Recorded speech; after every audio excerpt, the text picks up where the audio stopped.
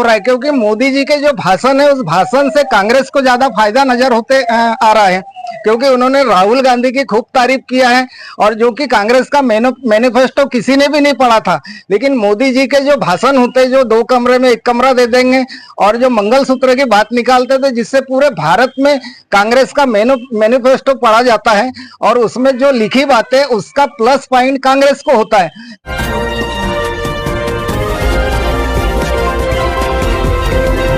नमस्कार, मैं सावित्री दानी, ग्रामीण क्षमता न्यूज से आज फिर स्वागत है आपका। और आज हम यहाँ पर आए हैं इंडिया लेवल पर पूरा सर्वे लेकर आपके सामने की आने वाला जो आगामी जो चुनाव है, जो लोकसभा चुनाव हो रहे हैं और अभी जो प्रथम द्वितीय चरण हो चुके हैं, हमने अभी तक जितने भी चुनावी सर्वे दिए हैं लगभग सारे सक्सेसफुल हुए हैं। तो हम आज यहाँ पर बात करें लोकसभा चुनाव सर्वे 2024।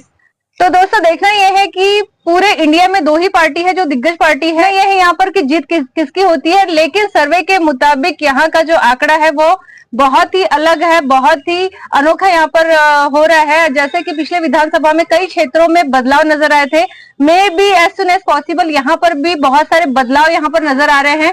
तो हम चलते हैं सर्वे की ओर। लोकसभा क्षेत्र की अगर मैं बात करूं तो अपन स्टार्ट करते हैं मध्य प्रदेश से। और मध्य प्रदेश में कुल जो सीटें हैं वो 29 सीटें हैं और जिसमें कि बीजेपी यानी एनडीए लगभग 15 सीटों से आ रही है और साथ में जो है इंडिया गठबंधन है जो कि 14 सीटों से यहाँ पर लीड कर रही है।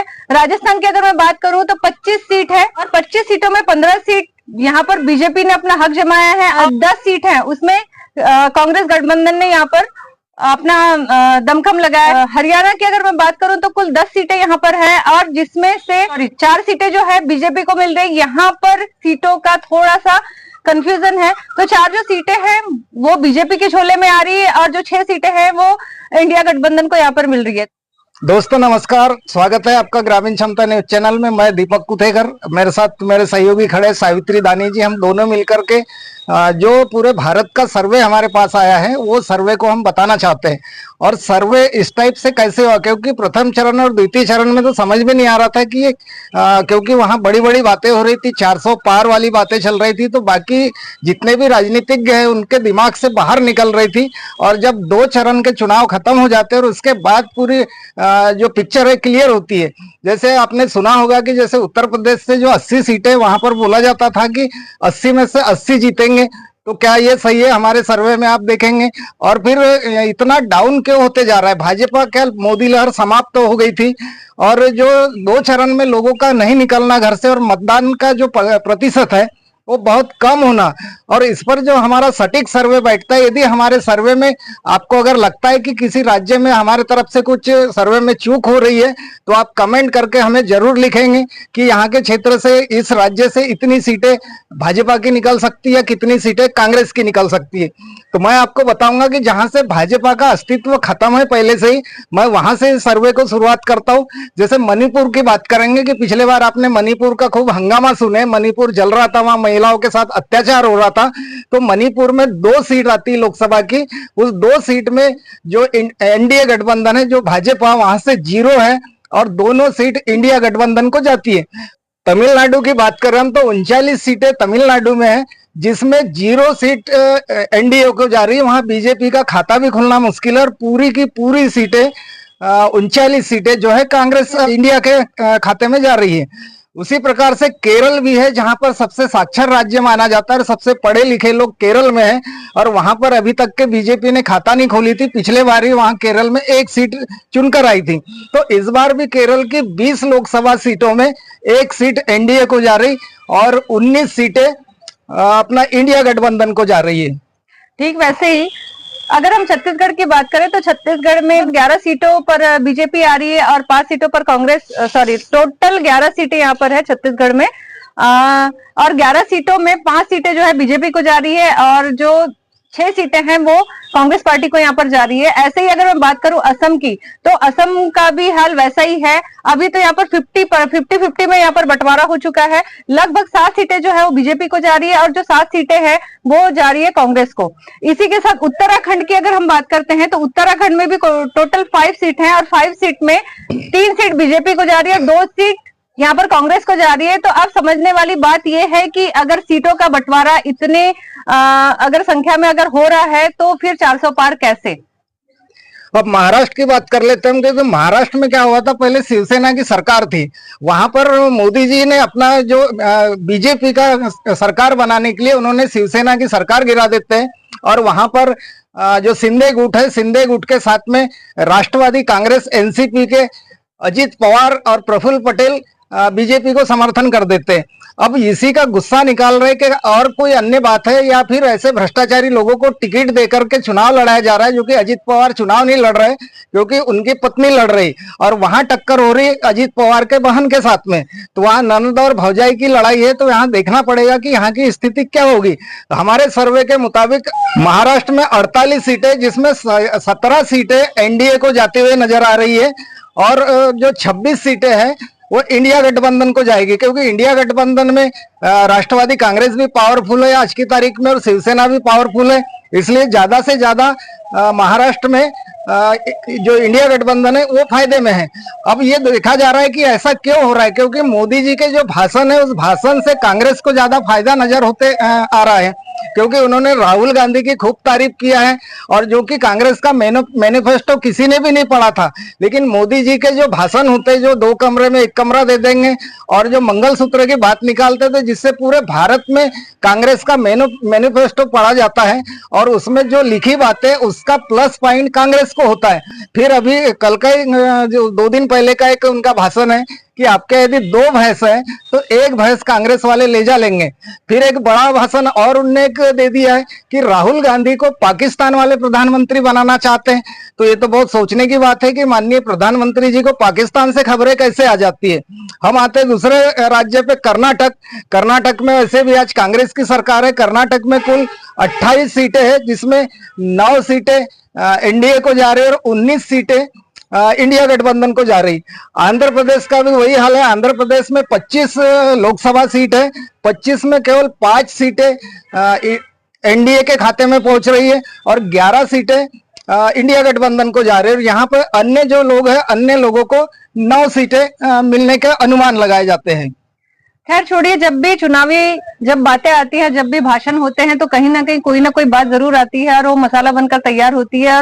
और हमारे जितने भी दिग्गज नेता लोग हैं, अगर मैं बात करूं हमारे माननीय प्रधानमंत्री जी की, तो उन्हें इस तरीके की बातें बिल्कुल भी अशोभनीय है, जो उन्हें नहीं करना चाहिए। तो आइए हम चलते हैं नेक्स्ट की ओर। नेक्स्ट हम बात करते हैं हिमाचल प्रदेश की। हिमाचल प्रदेश में कुल है 4 सीटें, और यहाँ पर भी 50-50% हो रहा है। 50% जा रहा है इंडिया गठबंधन को, और 50% जा रहा है यहाँ पर एनडीए को। तो कहने का मतलब ये है कि यहाँ पर 2-2 सीटें दोनों के लिए बंटवारा यहाँ पर हो रहा है। और आगे चलते हैं जम्मू कश्मीर की ओर। कश्मीर और लद्दाख की अगर मैं बात करूं तो टोटल मिलाकर 6 सीट यहाँ पर है।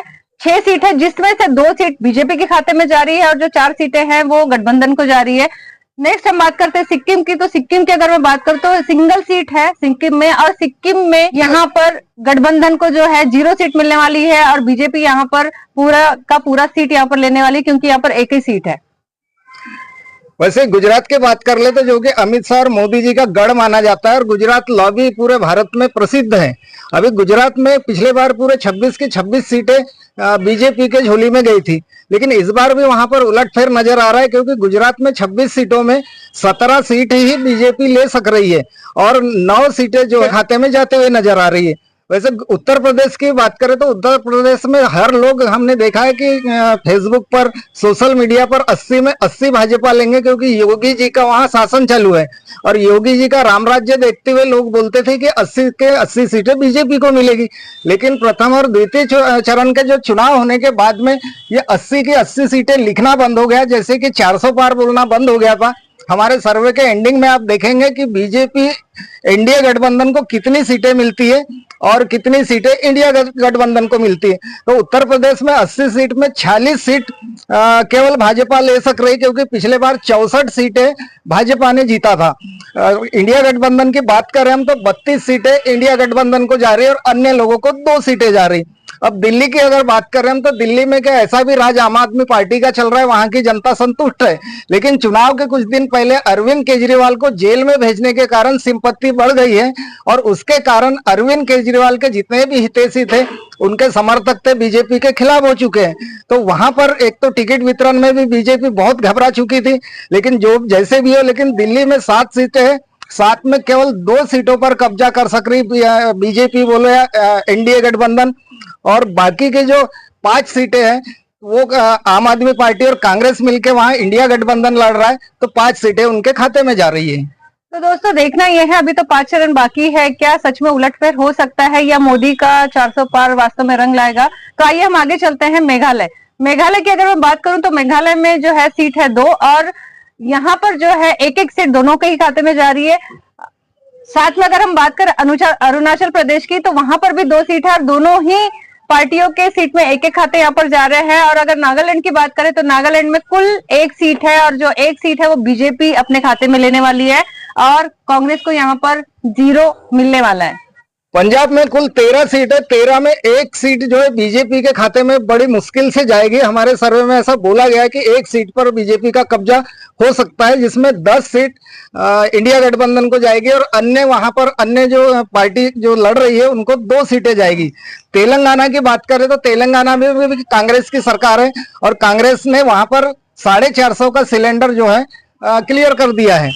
तेलंगाना में कुल 17 सीट है, 17 में 5 सीटें जो है अपना एनडीए गठबंधन को दी जा रही है और 12 सीट इंडिया गठबंधन को जाएगी। बिहार की बात करेंगे तो बिहार से अभी तुरंत ही कुछ दिन पहले सरकार गिराई गई और नीतीश कुमार बीजेपी में जाके शामिल हो गए। अब नीतीश कुमार का क्या वहां पर लाभ मिलता है बीजेपी को पता नहीं, लेकिन बिहार में 40 सीटें हैं, 40 में 18 सीट बीजेपी के खाते में जाते हुए नजर आ रही है और 21 सीटें जो है इंडिया गठबंधन को जाएगी और एक अन्य दल को जाएगी। चलिए आगे हम बात करते हैं मिजोरम की। मिजोरम में कुल 1 सीट है और 1 सीट जो है बीजेपी के खाते में जाने वाली। त्रिपुरा की अगर हम बात करें तो वहां पर 2 सीट है और दोनों ही सीट एक दोनों को जाएगी, इंडिया गठबंधन को जाएगी और एनडीए को जाएगी। और बात करें अगर हम गोवा की तो गोवा में भी 2 सीट है और गोवा के जो दोनों ही सीट है दोनों पे ही दोनों का 50-50% यहाँ पर होने वाला है। पश्चिम बंगाल की बात करते हैं तो पश्चिम बंगाल में 42 सीटें कुल आती है, जिसमें 9 सीटें एनडीए गठबंधन को जाते हुए नजर आ रहा है और 33 सीटों पर इंडिया गठबंधन का कब्जा रहेगा। उड़ीसा की बात करेंगे तो 21 सीटें हैं, जिसमें 4 सीटें एनडीए बीजेपी को जाना चाहिए और 6 सीट हम दे रहे कांग्रेस को या इंडिया गठबंधन को। लेकिन वहां पर बीजू जनता दल भी एकदम पावरफुल माना जाता है, जो अन्य में हमने रखा है उनको 11 सीट जा रही है। झारखंड की बात करें हम तो झारखंड में अभी कुछ दिन पहले आपने सुना है कि वहां के जो सीएम हेमंत सोरेन है उनको ईडी के माध्यम से जेल में डाल दिया गया है। अब जेल में डालने के कारण वहां के जनता का मूड क्या बनता है, उस मूड जनता के आधार पर वहां पर जो हमने सर्वे निकाला है कि वहां 14 सीटें कुल 14 में 7-7 सीटें एनडीए और इंडिया गठबंधन में डिस्ट्रीब्यूट होती नजर आ रही है। चलिए बात करते हैं पांडुचेरी की। तो पांडुचेरी में जो है एक सिंगल सीट है और सिंगल सीट जो है बीजेपी को जा रही है। अंडमान निकोबार की बात करें वहां भी सिंगल सीट है और सिंगल सीट ये भी बीजेपी को जा रही है। साथ में अगर हम लक्षद्वीप की अगर बात करते हैं तो वहां भी सिंगल सीट है और सिंगल सीट जो है बीजेपी को जा रही है। लेकिन दादर नगर हवेली दमन द्वीप में 2 सीटें हैं और 1 सीट जो जा रही है बीजेपी को जा रही है और जो दूसरी सीट है वो जा रही है हमारी इंडिया गठबंधन को। और इंडिया गठबंधन और इसी के साथ साथ जो है हमारा जो सर्वे है यहाँ पर जो हमने सीटें बताई है, उस सीटों का जो जीतने का जो आवंटन है यहाँ पर खत्म होता है और कुल मिलाकर 543 सीट है और जिसमें से 205 सीटें जो है वो है एनडीए मतलब बीजेपी की और 307 जो सीटें हैं वो है कांग्रेस पार्टी की।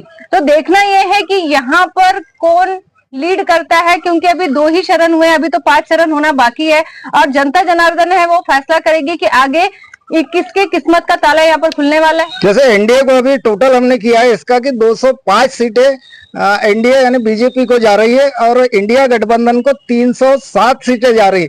अन्य दल जितने भी चुनाव लड़ रहे हैं उनको 31 सीटें जा रही है। ऐसे 543 जो सीटों का यहाँ पर हमने आकलन किया है, जिसमें अभी इस सर्वे से पता चल रहा है कि यहाँ सरकार कांग्रेस की बनते जा रही है। ग्रामीण क्षमता न्यूज चैनल पर हमने एक पोस्ट किया था जिसमें लिखा था 2024 में प्रधानमंत्री के रूप में किसे आप पसंद करेंगे। इस पे 4400 लोगों ने वोटिंग किया है। पूरे भारत से सर्वे है जिसमें 325 लोगों ने लाइक किया है। वहां नरेंद्र मोदी जी को केवल 12% लोगों ने पसंद किया है। इसका मतलब 2014-2019 में जो क्रेज था नरेंद्र मोदी जी का वो लहर अब नहीं रही है, ये समझ में आ रहा है। कुछ समय पहले नितिन गडकरी जी का नाम चला रहे थे प्रधानमंत्री के लिए, तो नितिन गडकरी जी को पूरे भारत से केवल 7% लोगों ने ही पसंद किया है। फिर कांग्रेस से हमने 2 नाम डाला था, जिसमें हम मल्लिकार्जुन खड़गे की बात करेंगे। मल्लिकार्जुन खड़गे को 3% ही लोगों ने पसंद किया है। और राहुल गांधी को भी हमने इस सर्वे में रखा है, जो कि उनको प्रधानमंत्री बनने का कांग्रेस पार्टी ने कोई घोषणा नहीं किया है। फिर भी राहुल गांधी को सबसे ज्यादा 78% जनता ने पसंद किया है। तो ऐसे एक से एक चौंकाने वाले खुलासे सामने आ रहे हैं। और इस बार ऐसे ही लग रहा है कि इस बार कांग्रेस की सरकार बन रही है और मोदी जी की सरकार जा रही है, खुलासा हुआ है। देखते रहिए दोस्तों हमारा न्यूज चैनल ग्रामीण क्षमता न्यूज चैनल को अवश्य देखिए। आप सभी को नमस्कार। नमस्कार दोस्तों।